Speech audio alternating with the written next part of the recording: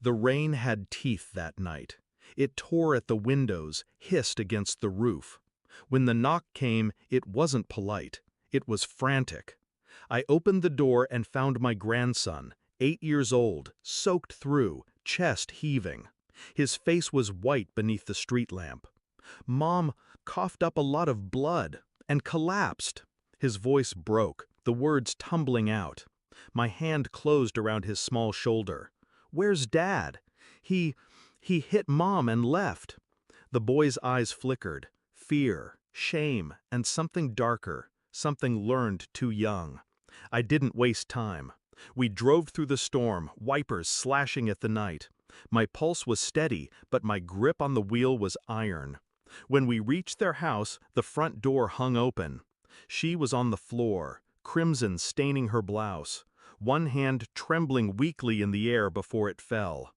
The rain roared outside. Inside, I heard only my breathing. At the hospital, they took her from me. Machines hummed. Voices muttered medical terms I didn't bother decoding. I stayed in the hallway, the boy wrapped in a blanket beside me. I had known there were problems. The way she had stopped smiling when her husband entered the room. The phone calls she took in the kitchen, voice low. But I had believed it was stress, marital strain. Now I understood it was rot. When he arrived, he played his part well. Shock, worry, the wide-eyed performance of a man blindsided by tragedy. But his eyes didn't search for her, they searched for me. He didn't ask what had happened, he already knew. The police came. She said she'd fallen. The boy said nothing. I said even less. I didn't sleep that night. While she lay under fluorescent light, I started building my case. The bank records came first, movements of money that made no sense for their income. Large transfers to an account in his brother's name.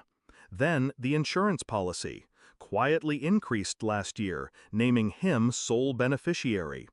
I spoke to her friend Clara, who'd stopped visiting months ago. Clara told me about the bruises, the excuses, the way my daughter's laugh had gone missing. I kept my expression still. Every detail was a brick in the wall I was building. I called a lawyer I trusted, asked him about emergency asset freezes, about custody transfers. He asked why. I told him I would explain later. At the hospital, I sat by her bed and held her hand. I told her she'd be safe. I didn't tell her how. When he visited, I watched him touch her hair, watched her flinch, and I imagined the exact moment I'd remove him from her life.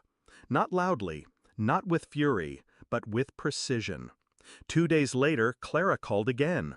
She'd seen him at a motel. Not with another woman, but with a man I recognized from a photo in my daughter's wedding album. The best man, his oldest friend.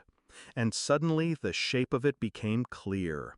The violence, the insurance, the money moved out of reach. She wasn't just disposable to him, she was in the way. I got the proof I needed, photographs, timestamps, the motel ledger. That evening I found him in the hospital cafeteria, stirring coffee he wasn't drinking. I placed the envelope on the table and slid it toward him. He opened it. His jaw tightened, his breath caught. I didn't say a word. When I turned to leave, I heard the paper crumple in his fist. I waited until he was home to make my move. Through my lawyer, the emergency orders were filed. His access to her accounts, cut. The house, frozen as a marital asset pending investigation. Custody of the boy, provisionally transferred to me until she recovered. By the time he checked his accounts, they were empty to him. By the time he called his lawyer, mine had already filed the restraining order. I sent him one message: "You don't own her anymore." That night, I drove past the house. His car sat in the driveway, lights off. I imagined him inside, pacing, trying to think his way out of a box whose walls were already sealed. He had built his life on control, and I had taken it, piece by piece, without ever raising my voice. She came home a week later. Not to him, to me. The boy sleeps in the room at the end of the hall now. His laughter is cautious, but it's coming back. She doesn't know the full extent of what I did. That's fine. The truth isn't for her. It's for me. Because I've seen his face when he realized the game was over. I've seen the moment the predator understood he'd been cornered long before he noticed the cage. There's no joy in it, no triumph, only a quiet, cold certainty. Power isn't about striking hardest. It's about leaving them standing in the ruin of their own making, with nowhere left to go but down.